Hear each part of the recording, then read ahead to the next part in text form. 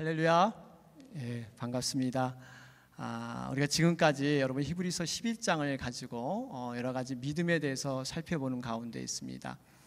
우리가 지금까지 세 사람에 대해서 여러분 살펴봤죠. 여러분 기억나시는지 모르겠어요. 아벨과 에녹 그리고 노아의 그런 믿음이었습니다. 먼저 우리가 아벨의 믿음하면 떠오르는 것이 예배자의 모습입니다. 아벨은 하나님 앞에 정말 진심으로 온전한 예배를 드렸던 자입니다. 그 예배 때문에 형의 시기를 받게 되고 그로 인해서 죽음을 맞이하는, 어떻게 보면 순교라고 할 수 있죠. 그러한 예배자의 모습이 바로 이 아벨에게 있었습니다. 여러분, 에녹은 어떤 자였습니까? 에녹은요, 하나님과 동행한 자였어요. 그 하나님의 동행이 어디까지 깊었습니까? 무두셀라를 낳고 300년 동안 변함없이 하나님과 동행한 자, 바로 그 사람이 에녹입니다. 특별히 죽음을 경험하지 않고 바로 하늘나라로 올라갔던 사람이 바로 이 에녹입니다. 그 다음에 우리가 노아를 살펴봤죠. 여러분, 노아하면 떠오르는 것이 120년 동안 구원의 방주를 지었던 그러한 사람입니다. 120년 세월은 정말 쉽지 않습니다. 그 시간 동안 정말 변함없이 모든 것을 동일한 신앙을 가지고 믿음을 가지고 행했던 자가 바로 이 노아입니다. 더군다나 해변에 그러한 배를 지은 것도 아니고 산 꼭대기에 그러한 배를 만들었던 자, 바로 이 노아. 그로 인해서 어떠한 축복을 받았습니까? 하나님으로부터 홍수 심판 가운데 모든 가족이 구원받는 이러한 놀라운 하나님의 축복을 받은 그러한 자가 바로 이 노아입니다. 우리가 이 세 사람 가운데 이제 이어지는 그러한 한 사람이 바로 이 오늘 아브라함의 그러한 신앙에 대해서 살펴보기 원합니다. 여러분, 아브라함 하면 우리가 떠오르는 게 뭐가 있습니까? 우리가 무엇보다도 이 조상, 믿음의 조상 하는 부분이 아마 여러분 떠오를 거예요. 우리가 이 조상, 원조, 이런 말도 같이 쓰는데요. 그러니까 원조라는 말, 참 조상이라는 말을 굉장히 이렇게 좀 자부심을 갖고 있지 않습니까? 우리 세상에서 원조하면 이 원조를 어디서 많이 씁니까? 음식점. 우리 경욱 집사님 어머니께서 음식점을 하시는데 이 원조란 말을 참 많이 써요. 그래서 원조란 말을 써가지고 간판을 딱 내게 되면 이제 TV에 그렇게 좀 나오기도 하고 방영해서 아주 세상 말로 이제 대박이 나는 이러한 경우가 참 많이 있습니다. 이게 그 마케팅하는 그런 방법인데 요즘은 조금 달라졌다 그래요. 예전에는 원조 무슨 음식점 해가지고 이렇게 사람들을 모았는데 하도 그래가지고 TV에 많이 나오니까 이젠 거꾸로 얘기를 한다 그러죠. 어떻게 간판을 쓰냐면요, TV에 한 번도 안 나온 집. 요새 그런 게 인기래요. TV에 오히려 안 나오는 게 사람들에게 더 어필이 돼서 이렇게 장사를 한다 그럽니다. 저는 어떻게 보면 참 믿음으로 보면 대단한 사람들인 것 같아요. 이렇게 세상을 거슬러서 이렇게 사는 사람들, 어떻게 보면 믿음은 우리가 이 세상의 풍류를 거슬러서 사는 이러한 모습이 여러분 믿음이지 않습니까? 어쨌든 간에 이 아브라함은요, 믿음의 조상이었습니다. 그런데 왜 앞에 있는 세 사람에 대해서는 이게 그 믿음의 조상이라는 말을 안 쓰고 유독이 왜 아브라함에게만 믿음의 조상, 이 조상이라는 말을 왜 아브라함에게 썼을까? 우리는 한번 생각해 볼 수가 있습니다. 그 이유는요, 이 사실 앞에 있는 아벨이나 이 에녹이나 이 노아도 참 믿음이 출중했어요. 그런데 그들의 삶을 기록했던 창세기에 보면 직접적으로 믿음이란 단어가 나오질 않습니다. 후세 때 이 성경을 기록한 사람들이 그들의 삶을 믿음의 그런 모습으로 조명하고 평가했을 것이지 직접 믿음이란 말이 나오질 않아요. 근데 아브라함은 다르죠. 창세기 15장 6절에 보면 거기에 아브라함이 여호와를 믿으니 여호와께서 이를 그의 의로 여기시고, 여기 보니까요 분명히 아브라함이 여호와를 믿었다. 이 믿음이란 단어가 분명히 기록되어 있습니다. 그렇기 때문에 우리는 흔히 이 아브라함을 믿음의 조상, 이 조상이란 말을 주저하지 않고 우리가 사용을 하고 있습니다. 그러면서 여러분, 이 아브라함의 믿음이 도대체 어떤 믿음이길래 이렇게 조상이라는 말로 불려졌을까? 이렇게 하나님께 조상이란 그러한 거창한 이런 수식어가 따를 정도로 아브라함 믿음이 과연 뭐길래 이러한 믿음이 됐을까 하는 것들을 여러분과 함께 나눠보길 원합니다. 아브라함은 어떤 믿음이었습니까? 첫째로 아브라함은 무엇보다도 부르심에 순종하여 떠나는 그러한 믿음이었습니다. 부르심에 순종을 했어요. 그리고 떠났습니다. 오늘 본문 8절 말씀을 보니까요, 믿음으로 아브라함은 부르심을 받았을 때 순종하여 장래 기업으로 받을 땅에 나갈새 갈 바를 알지 못하고 나갔으며, 그래요. 아브라함은요, 사실 사는 곳이 이 갈대아 우르였습니다. 아브라함의 고향이었죠. 그 당시 갈대아 우르는요, 어떠한 도시 중에서도 아주 최대 잘 사는 도시였고 굉장히 문명이 발달한 도시였습니다. 우리가 잘 아는 여러분 4대 문명지가 있죠. 4대 문명지가 있는데 그 중에 메소포타미아 그러한 문명이 있습니다. 그 메소포타미아 문명의 중심 도시가 바로 이 갈대아 우르였습니다. 더군다나 그 아버지가 하는 일이 여러분 우상을 만들어서 내다 파는 그러한 직업이지 않았습니까? 굉장히 그 당시 때 잘 나가는 직업이었어요. 돈을 많이 벌고 굉장히 평안하게 살 수 있는 그러한 직업을 가졌습니다. 집안도 굉장히 부유했어요. 그런데 그 아브라함이 이러한 곳을 떠났다는 것은 대단한 믿음입니다. 모든 문명과 교육과 모든 그런 복지시설이 잘 돼 있는 곳을 아브라함은 믿음으로 떠났던 거예요. 여러분, 요즘 이 세계에서 가장 그 살기 좋은 도시가 어느 곳인지 아세요? 보통 유럽에 있는데 그 오스트리아의 비엔나라고 합니다. 이 비엔나는 5년 연속 1위예요.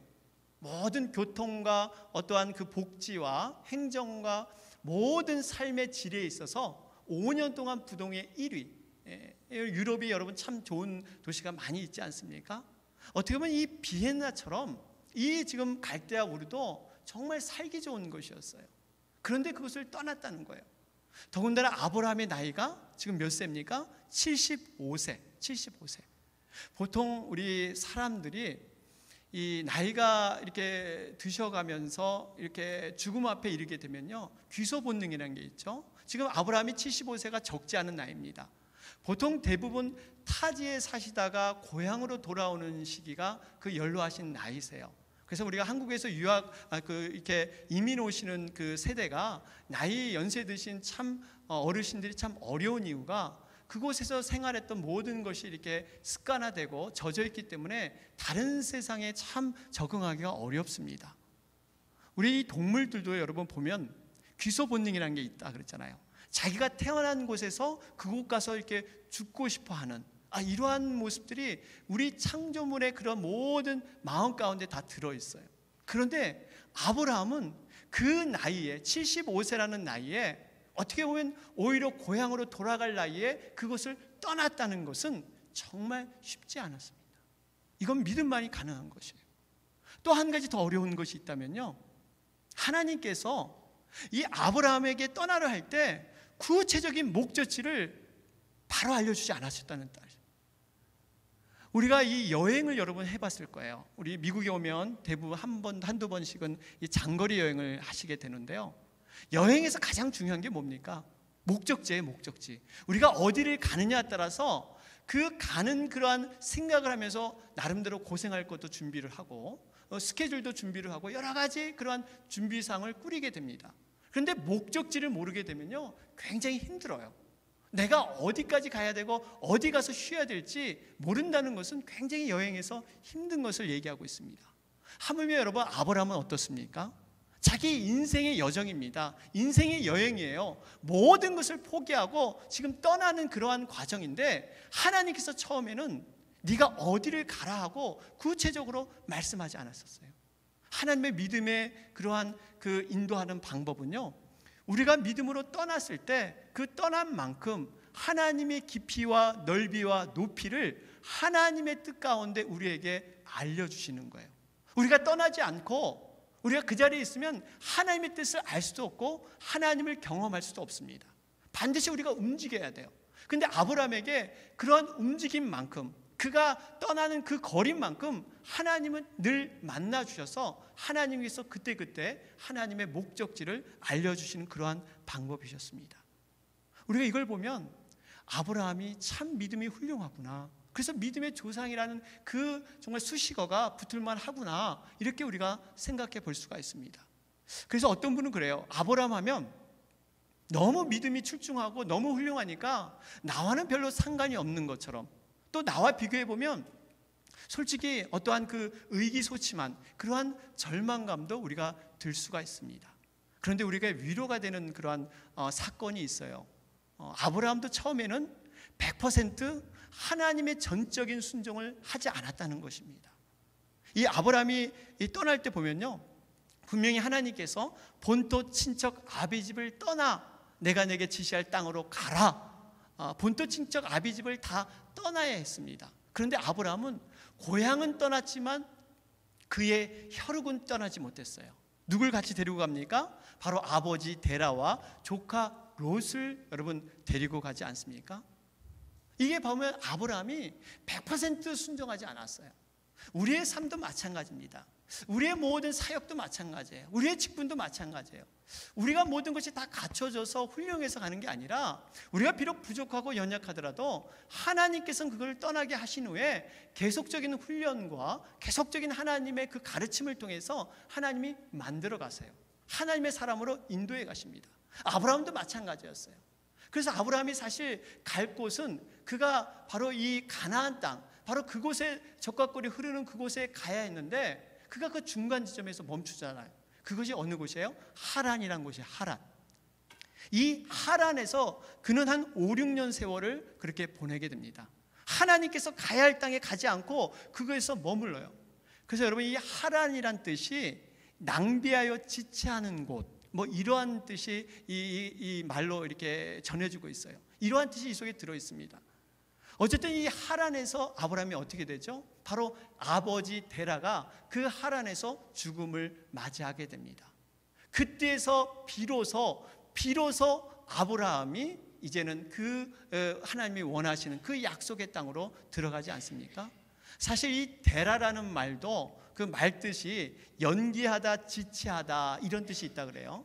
그러니까 지금 하란도 그렇고 데라라는 그러한 그 아버지의 말 뜻도 이렇게 아브라함 편에서 봐서는 하나님의 믿음을 이루는데 조금의 그러한 걸림돌이 되었다 하는 것을 우리는 알 수가 있습니다.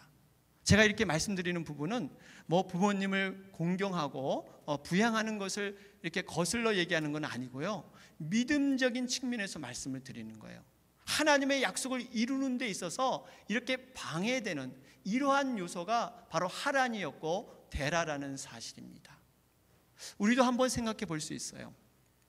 하나님의 뜻이 분명히 저기에 있는데 그 하나님의 뜻에 머물기를 원하지만 아직까지 우리에게 데라와 같은 어떤 하란의 땅과 같은 유혹이 우리에게 있을 수가 있습니다. 여러분, 분명히 있죠. 우리가 하나님 앞에 나가야 되는데 머뭇거리면서 나가지 못하는 그러한 요소들이 있어요. 내가 부인하기 어렵고 내가 벗어던지기 어려운 부분들이 우리에게 다 누구나 있을 수가 있습니다. 이것을 우리는 하나하나 이렇게 내려놔야 돼요. 그래야만 하나님의 그 온전하신 약속의 땅에 우리는 거할 수가 있다는 사실이에요. 그러면서 이 아브라함이 계속적인 그런 훈련을 받지 않습니까? 여러분, 아브라함도요, 믿음의 조상이지만 그가 온전한 자가 아니었죠. 2번씩이나 똑같은 거짓말, 똑같은 상황에서 똑같은 거짓말을 하고요, 6번씩이나 하나님을 실망시키는 그러한 일을 반복하는 사람이 바로 이 아브라함이었습니다. 그런데 이러한 실수 우리도 누구에게나 있습니다. 그런데 우리와 아브라함이 틀린 게 있어요. 아브라함은 그 실수를 통해서 하나님을 경험하는 양이 굉장히 많습니다.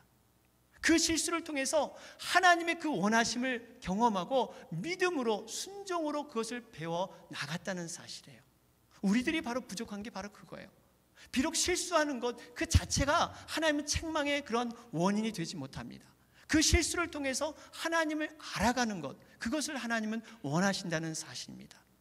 이 모든 것들을 이 아브라함은 바로 믿음을 통해서, 과정을 통해서 순종을 배워나갑니다. 그 순종이 그 어려운 상황에서 모든 것을 버리고 떠날 수 있는, 이런 변화로 갈 수 있는 길을 이 순종이 바로 믿음을 통해서 완성되게 했다는 사실입니다.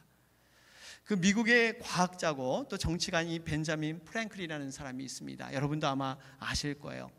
이분이 그 죽음을 앞두고 노년에 참 의미 있는 그러한 말들을 남겼습니다. 참 이분의 그 삶이요, 업앤다운 하면서 참 여러 가지 굴곡 있는 그러한 삶을 살았습니다. 그러면서 이분이 이렇게 지난 날을 돌아보니까요, 이런 고백을 했어요. 내가 이때까지 살아온 나를 보니까 나는 이렇게 여기에 원하는 것이 있었는데 하나님은 저렇게 해서 나를 여기에 이렇게 저렇게 모든 일을 이끄셨다 하는 그런 고백을 합니다.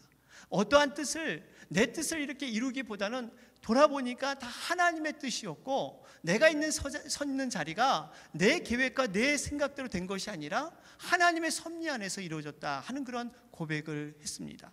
뿐만 아니라 그가 가장 행복했던 것은 많은 것을 성취하고 많은 것을 성공하고 많은 것을 발명하고 많은 것을 그가 이루었지만, 그 이룸이 자기의 어떠한 행복의 깊은 요소보다는 작은 것에서 하나님께 순종했을 때, 하나님의 뜻을 따랐을 때 그 기쁨과 그 감사는 정말 말로 표현할 수 없는 그러한 기쁨과 감사였다, 이런 고백을 한 적이 있습니다. 여러분, 우리에게 어떠한 것을 던져줍니까? 우리에게 중요한 것은 바로 이 순종이라는 거예요. 순종이 제사보다 낫다고 하지 않습니까? 우리가 정말 주님의 그 부르심 앞에 순종할 수 있다면, 그 주님의 부르심 앞에 우리가 떠날 수 있다면, 정말 우리의 모든 발걸음도, 우리의 모든 그런 삶의 모습도 하나님이 능력의 장중 안에서 우리를 붙들어 주실 줄 믿습니다. 이러한 것이 정말 하나님의 순종으로 아브라함에게 나타났습니다. 둘째로는 또 아브라함의 믿음 가운데 어떤 것이 우리가 배울 만한 믿음일까요? 아브라함 믿음은요, 인내하며 기다리는 믿음이었습니다. 아주 중요한 부분이에요. 인내하며 기다렸어요. 오늘 9절 말씀을 보니까 믿음으로 저가 외방에 있는 것 같이 약속하신 땅에 우거하여 동일한 약속을 유업으로 함께 받은 이삭과 야곱으로 더불어 장막에 거하였으니. 그래요. 여러분, 아브라함이 드디어 하나님이 약속한 땅, 가라고 한 땅에, 가나안 땅에 이르게 됩니다. 그곳이 여러분 어떤 곳이에요? 아브라함이 원해서 가는 곳이 아니에요. 하나님이 가라고 하니까 그 약속 믿고 가나안 땅을 밟았습니다. 아브라함 편에서는 천신만고 끝에 얻은 그러한 땅이었습니다. 이제는 모든 삶의 수고가 이제 좀 정리가 되면서 좀 편안한 삶이 되고, 정말 그 땅이 약속의 땅으로 준다 그랬는데 좀 아브라함에게 소유하는 그러한 땅으로 좀 맺어지길 원하는 것이 여러분 아브라함의 마음이지 않았겠습니까? 우리의 생각도 아마 동일했을 거예요. 이만하면, 이렇게까지 순종했으면 근데 그 땅이 이제 내 땅이 될 것이다 하는 그러한 기대와 바람이 우리들에게 없겠습니까? 아마 누구에게 다 있었을 거예요. 그런데 막상 그 땅에 들어가 보니까 아직 그 모든 소유가 아브라함의 것이 바로 되지 않았다는 거예요. 하나님의 때가 있었다는 사실입니다. 이 모습을 사도행전 7장 5절은 이렇게 기록하고 있죠. 7장 5절에 보니까요, 그러나 여기서 발 붙일 만큼도 유업을 주지 아니하시고 다만 이 땅을 아직 자식도 없는 저와 저의 씨에게 소유로 주신다고 약속하셨으며. 그래요. 지금 뭐라고 말하고 있습니까? 발 붙일 만큼 유업을 주지 않았다 그래요. 여러분, 그 넓은 땅에서 아브라함이 발 붙일 만큼 그러한 땅이 없었다는 거예요. 아브라함에게 유일한 재산이 어느 것이었습니까? 자기 아내 사라가 죽었을 때 그 헷 족속에게 그것도 돈을 주고서 막벨라 굴을 사지 않습니까? 그냥 거저 주려고 그러니까, 아니다, 당신이 내가 이걸 거저 받게 되면 하나님의 이름이 혹시나 더럽혀질 수 있고 오해가 생길 수 있기 때문에 내가 돈을 주고 산다. 그래서 유일하게 아브라함의 재산은요, 바로 이 막벨라 굴, 바로 그 밟을질 땅도 없는 그곳이 유일한 아브라함의 재산이었습니다. 그렇다고 해서 아브라함의 자손 때 여러분 그 땅이 바로 소유가 됩니까? 아니에요. 이삭 때에도 야곱 때에도 그저 타향살이로 나그네와 같이 장막에 거하였다. 오늘 본문 말씀은 그렇게 설명하고 있습니다. 여러분, 장막이 어떤 곳이에요? 장막은 임시 거처입니다. 언제든지 나그네가 움직일 수 있는 이러한 곳이 장막이에요. 아브라함은 부유한 자였습니다. 많은 것을 소유한 자였어요. 그가 재산을 충분히 정말 누릴 수 있는 그런 자격이 있었습니다. 그럼에도 불구하고 그는 장막에 거하면서 끝없는 하나님의 그 약속을 바라보면서 포기하지 아니하고 인내했던 그러한 신앙이 바로 아브라함의 신앙이었습니다. 우리가 이 아브라함의 신앙을 또 잘 볼 수 있는 것이 창세기 24장에 나와요.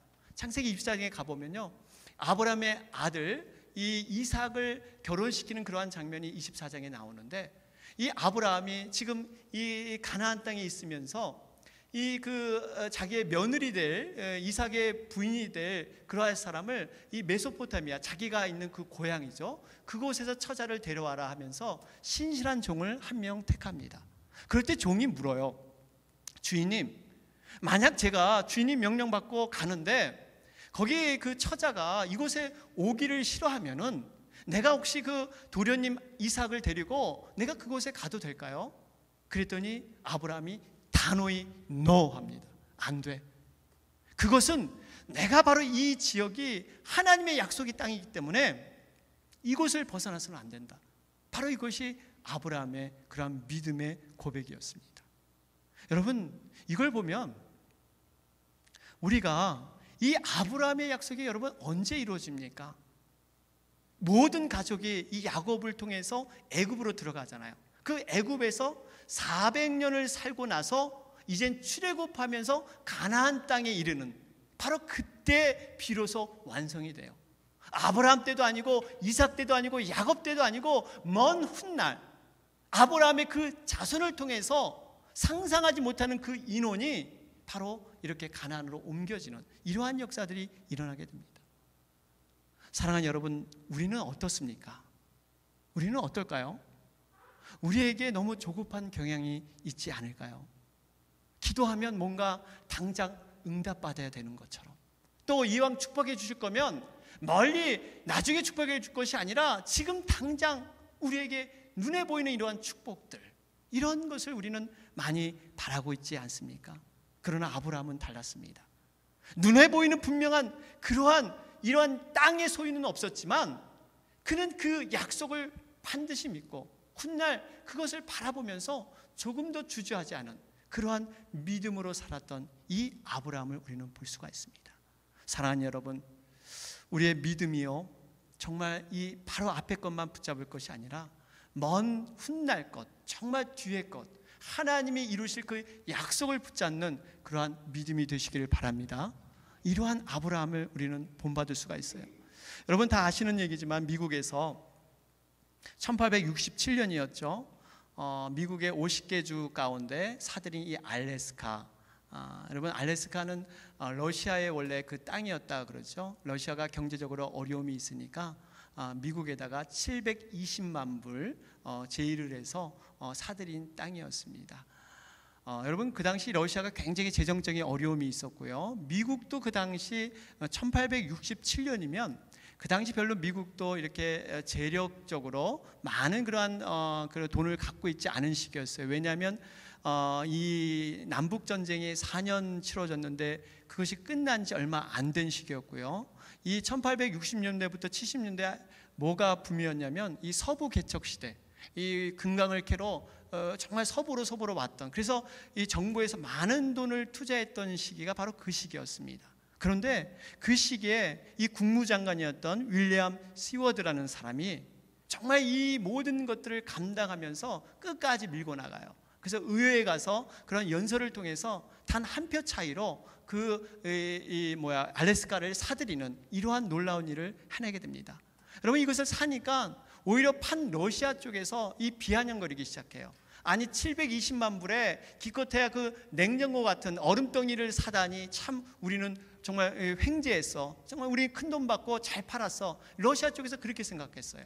더군다나 미국 내에서도 이거는 참으로 잘못된 거래다, 이건 참 정말 바보 같은 거래다 하면서 사람들이 많이 수군거리기 시작했습니다. 그런데요, 정확히 30년 후에 판도가 달라지지 않습니까? 금광이 발견되고 석유가 발견되고 각종 지하자원이 무궁무진하게, 특별히 여러분 석탄은요 세계 10분의 1이 알래스카에 들어있습니다. 우리가 50개 주 가운데 가장 부유한 재산을 소유한 그러한 땅이 알래스카예요. 그래서 이제는 알래스카가 보물섬이라 그러죠. 황금의 땅이라고 그렇게 얘기를 합니다. 여러분 이런 모든 것들이 어떻게 이렇게 이루어졌습니까? 한 사람의 그 비전, 한 사람의 그 믿음, 당장 보이지는 않지만 그는 정말 그 훗날을 바라보면서 그것을 정말 밀고 나갔기 때문에 그러한 축복이 있지 않습니까? 그 사람이 의회 때 이렇게 설득을 했다 그래요. 여러분, 나는 눈 덮인 알래스카를 바라보고 그 땅을 사자는 것이 아닙니다. 나는 그 안에 감추어진 무한한 보고를 바라보고 사자는 것입니다. 여러분, 나는 우리 세대를 위해서 그 땅을 사자는 것이 아닙니다. 나는 다음 세대를 위해서 그 땅을 사자는 것입니다. 여러분, 믿음은 미래지향적입니다. 당장에 눈에 보이는 건 없지만, 우리가 희미하게 보일지 모르지만 먼 안목을 가지고 우리가 남들이 보지 못하는 것, 남들이 깨닫지 못하는 것을 우리가 믿음으로 나아가는 것, 여러분, 바로 이것이 진정한 믿음인 것을 여러분 믿으시기 바랍니다. 우리의 모든 것이 정말 이 믿음을 통해서 드러나야 돼요. 어떤 소년이 예전에 바람이 막 불고 있는 날 연을 날리고 있었습니다. 바람이 심하게 부니까 연이 아주 그냥 하늘 높이 쫙 올라가는 거예요. 너무 신났어요. 그런데 이 너무 멀리 이렇게 하늘로 올라가 보니까 이 연이 나중에 안 보이기 시작합니다. 조그만 점으로 보이다가 나중에 보이질 않아요. 그런데 옆에 지나가는 어떤 아저씨가 묻습니다. 얘 소년아, 너는 저기 연이 보이니? 잘 보이지가 않는데 연이 너 지금 네가 조정하고 있다고 생각하니? 너 연 없는 거 아니야? 이런 농담을 던졌어요. 그랬더니 그 소년이 대뜸 이런 말을 해요. 아저씨, 그게 무슨 말이세요? 아저씨, 이 연줄이 안 보이세요? 지금 연줄이 팽팽하게 이렇게 당기고 있잖아요. 비록 연이 보이지 않지만 지금 내 손에는 이 줄을 통해서 연과 연결됐기 때문에 연은 분명히 내 머리 위에 있습니다. 이런 고백을 했다 그래요. 참 의미 있는 얘기예요. 저는 이 모습이 우리의 믿음이라고 생각을 합니다. 우리의 삶이 지금 희미하게 보이고 연처럼 보이지 않을지 모르지만 하늘과 연결되어 있다는 사실이에요. 그것을 어떻게 알 수 있습니까? 믿음을 통해서, 바로 그 연과 연결된 그 줄을 통해서, 우리 손에 잡힌 그 믿음을 통해서 우리의 삶이 지금 하늘과 연결되어 있다는 거예요. 우리가 하루하루 살아가는 이런 것들이 아무런 것 아닌 것 같지만, 그저 이 땅에서 썩어지고 없어지는 그러한 삶인 것 같지만, 그 속에는 우리가 영원과 연결되는 그러한 연줄처럼 믿음을 통해서 우리가 영원한 하느님 나라, 바로 영원한 천국과 지금 우리가 함께 살고 있는 거예요. 이러한 믿음이 우리에게 있지 않습니까? 이 믿음을, 이 줄을 우리가 놔서는 안 돼요.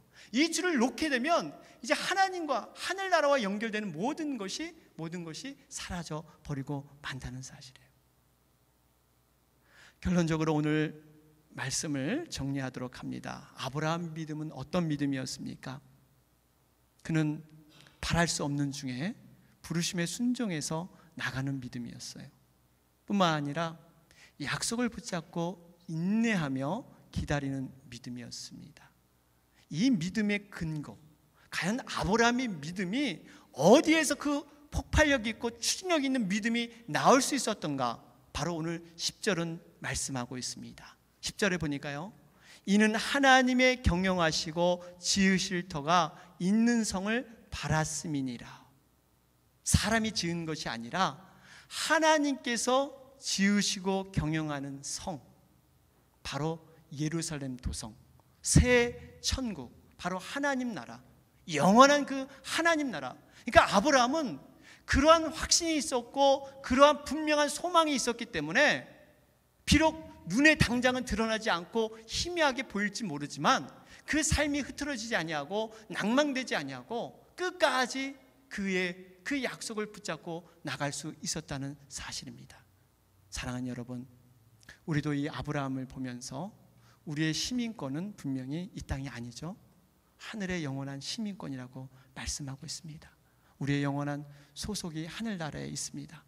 보이지 않는 그러한 모든 삶들, 정말 하늘나라의 소망을 붙들고 하나님이 부르시면 그 부르심에 순종하며 또 그 땅을 밟아가며 하나님 앞에 올려지는 그런 귀한 신앙으로 거듭나시기를 주님의 이름으로 축원합니다. 아멘.